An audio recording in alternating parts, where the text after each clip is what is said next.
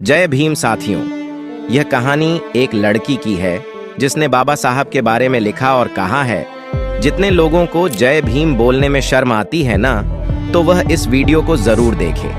और मेरा मानना है कि यदि आप इस वीडियो को पूरा देख लेते हैं तो आप भी जय भीम बोलने से कभी नहीं कतराओगे।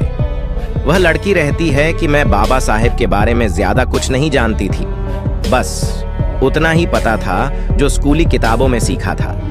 पहले तो मैं जय भीम कहने में भी शर्म महसूस करती थी। मुझे लगता था कि वह दलितों के कोई नेता हैं, जिन्होंने दलितों के लिए संविधान लिखा है।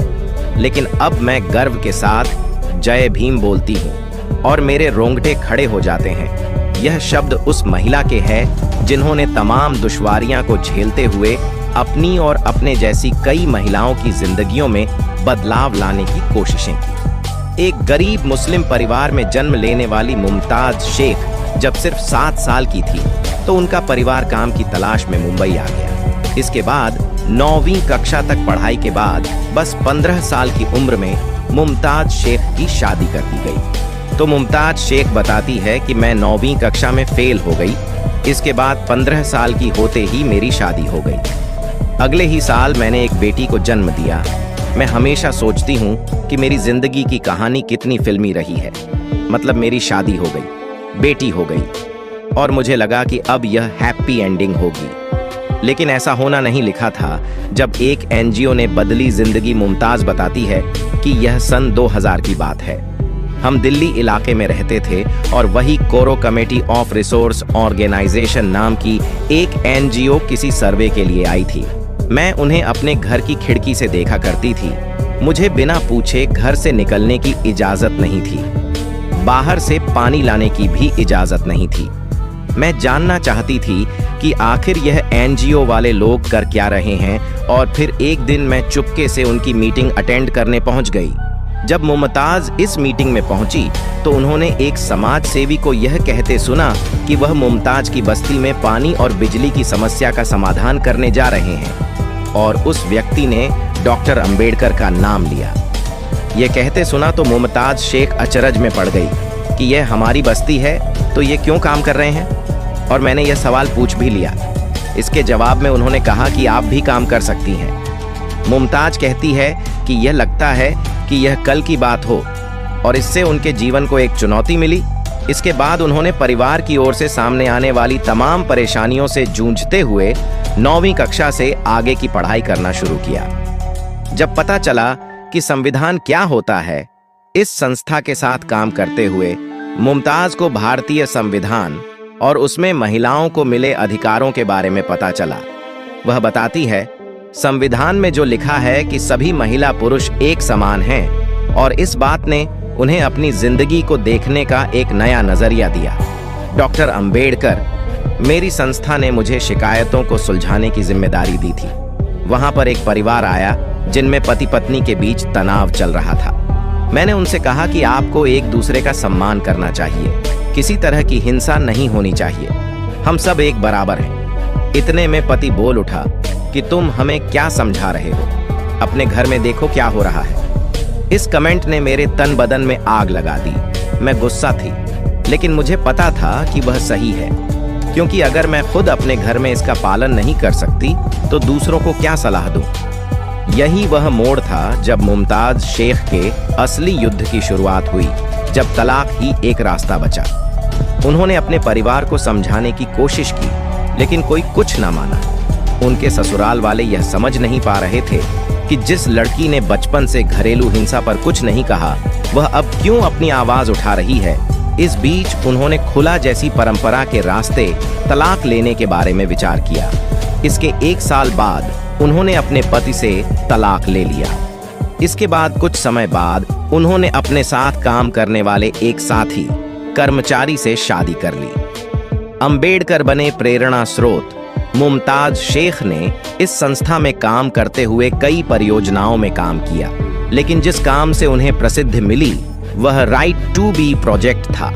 इस काम के तहत उन्होंने महाराष्ट्र में महिलाओं के लिए सामुदायिक शौचालय बनवाने के लिए संघर्ष किया। मुमताज मानती है कि उनके अब तक सफर की प्रेरणा बाबा साहेब आंबेडकर रहे हैं। वह कहती हैं, मैंने उनकी कई तस्वीरें देखी हैं, लेकिन मेरे पास एक तस्वीर है जो आपको उनकी शख्सियत से इश्क करने पर मजबूर कर देती है। इस तस्वीर में उनकी बोलती हुई आंखें हैं। वह सब कुछ देखती है और मुझे संघर्ष करने की शक्ति देती है। मेरे पास बोलने की जो भी शक्ति है वह अंबेडकर की वजह से है। अब जानिए डॉक्टर अंबेडकर ने महिलाओं के लिए क्या क्या काम किए हैं। डॉक्टर अंबेडकर ने महिलाओं के हक की लड़ाई के लिए कानूनी मंत्री के पद से इस्तीफा दे दिया था। बाबा साहेब कहते थे कि मैं समाज की प्रगति को महिलाओं की प्रगति से आंकता हूँ। सन 1955 से 56 में डॉक्टर भीमराव आंबेडकर द्वारा हदू विवाह अधिनियम, हदू उत्तराधिकार अधिनियम कुछ हद तक पारित हुआ। बराला ने कहा कि वर्षों पूर्व मुगलों व अंग्रेजों ने हदू समाज को तोड़ने व उनमें घृणा पैदा करने के कार्य किए हैं, जिसमें वो काफी हद तक सफल भी रहे, जो हमारे समाज को बुराइयों की ओर ले गया। डॉक्टर भीमराव अंबेडकर ने समाज में फैली कुरीतियां जैसे जात पात में भेदभाव मिटाने, महिलाओं के अधिकार, शिक्षा का अधिकार, रोजगार का अधिकार दिलाने के लिए सामाजिक कार्यों की ओर कदम बढ़ाया। भाजपा अनुशासन समिति के राष्ट्रीय अध्यक्ष प्रोफेसर गणेशी लाल ने कहा कि डॉक्टर आंबेडकर ने 1949 में संविधान सभा में सामाजिक जनतंत्र के अधिकार के लिए संविधान बनाया। उनका कानून मंत्री बनने का उद्देश्य समाज के लोगों को उनके अधिकार के बारे में जागरूक करना तथा जात पात को खत्म करना था।